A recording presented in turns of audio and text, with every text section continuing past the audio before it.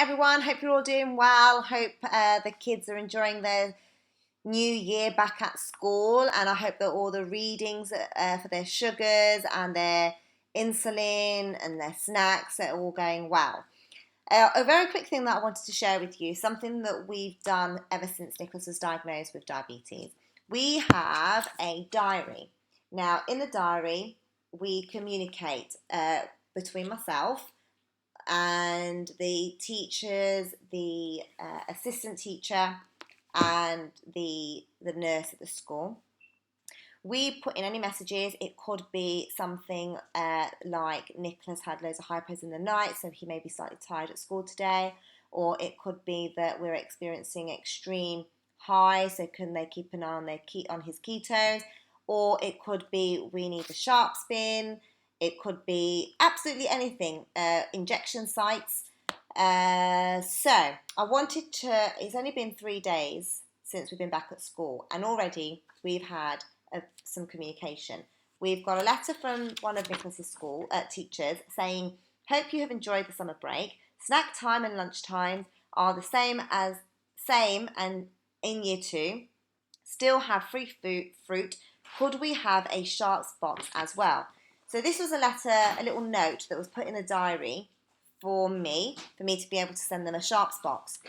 The reason why she speaks about lunches and snacks is because I wanted to know whether the snack and lunch times in year 2 were the same as in year 1, so that I can make sure that Nicholas's insulin and breakfast coincides with their time, because we do things every 2 hours, so it has to be 2 hours before for snack and then 2 hours for dinner.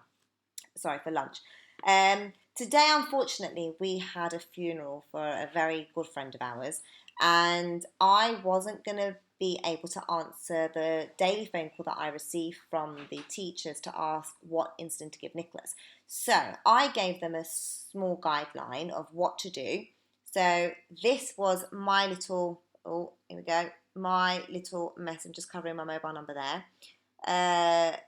Message for them to get, and I then called them before going to the funeral to make sure that they'd received the note and that they were clear on the instructions. Now, the instructions were just very simple things. If Nicholas's blood sugars were between a 4 and a 9, to go for 1.5 units. If his bloods were from 9.9 to 15, to go for 2 units, and if higher, to go for 2.5. Now, thankfully, his sugars were fine. They knew what to do. They gave him his 1.5 units because he was at lunchtime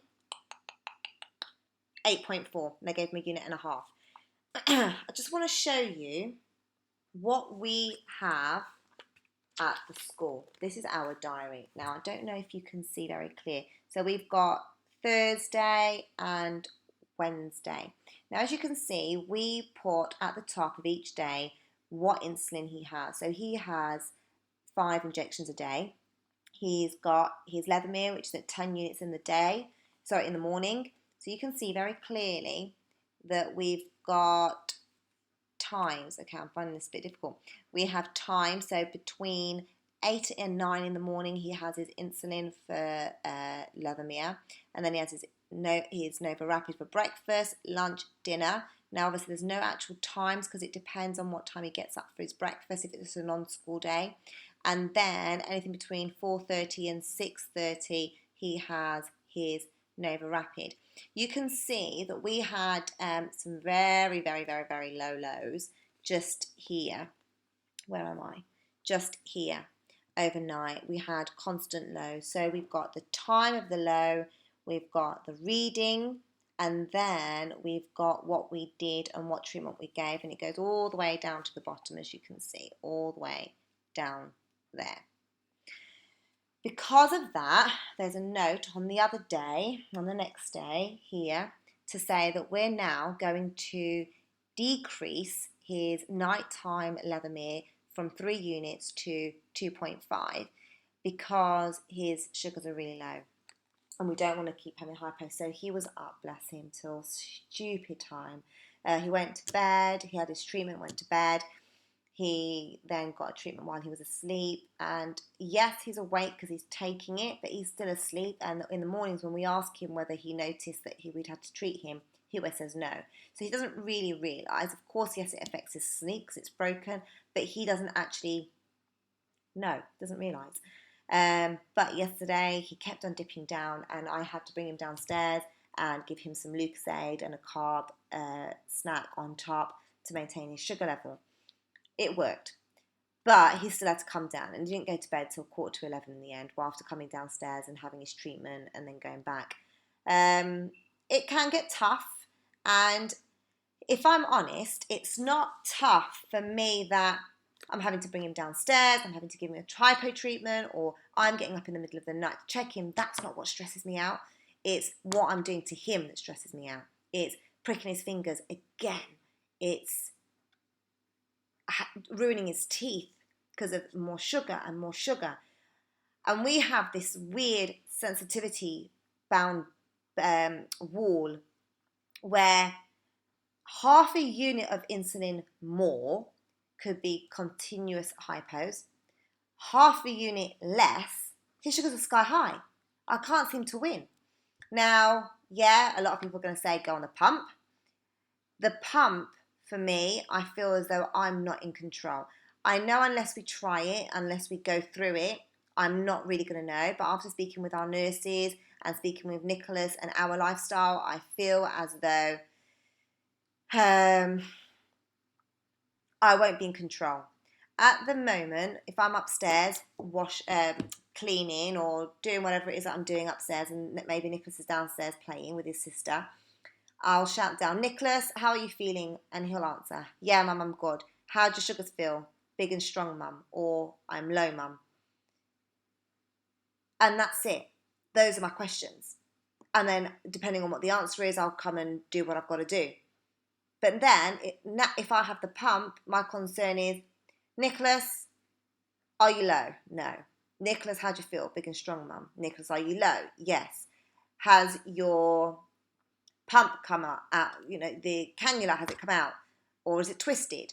Is your continuous drip of your insulin going in? Is it not? It's just, you don't know what to do for the best.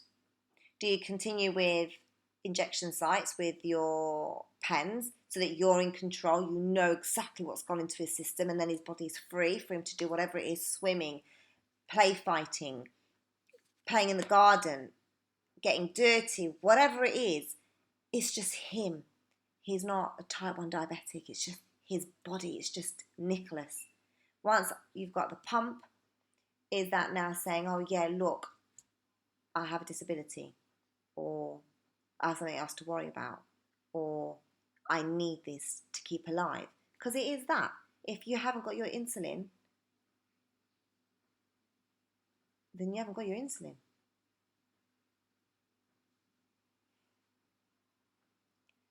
I do sometimes feel that I'm stuck, and I feel that, do you know what? Stop moaning. Stop saying that it's hard, because I'm so blessed that I have him. He's a great little boy. He's healthy. We don't do hospital runs all the time. He doesn't need to have constant care, obviously with his diabetes, but it's not where you're you've got other children that are, God bless them, have got real bad issues, real problems, real illnesses. And yes, diabetes is an illness. Yes, it is a disease, but it's manageable. He's still living a full life. He's still active. It doesn't stop him. It is because we do what we do as parents to make sure that he can do all those things, or that they can do all those things. But then why is it sometimes that we think that it's hard? Because it is hard. It is. But we're really blessed. We're really, really, really lucky, because we have our babies. They're doing everything that they do. But maybe that's because, again, we do what we do. And to every single parent out there who is looking after a child with type 1 diabetes, well done.